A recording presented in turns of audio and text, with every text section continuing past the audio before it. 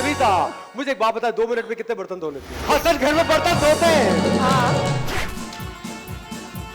और स्पंज को अच्छा सा गीला भी करना। यहाँ लोग देखते रह जाएंगे इर्द गिर्द के। चीज खोलना कहाँ गया?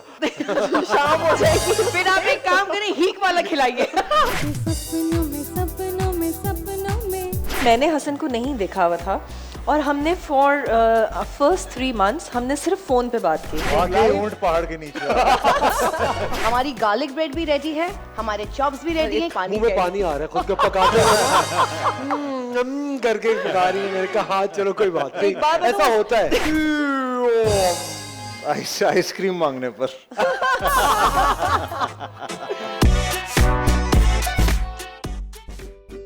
ईद के पहले दिन सुबह 11 बजे morning star Eid lounge Asfar Rahman और सेलिब्रिटीज के साथ। ईद कुर्बान के रंग TV1 के संग।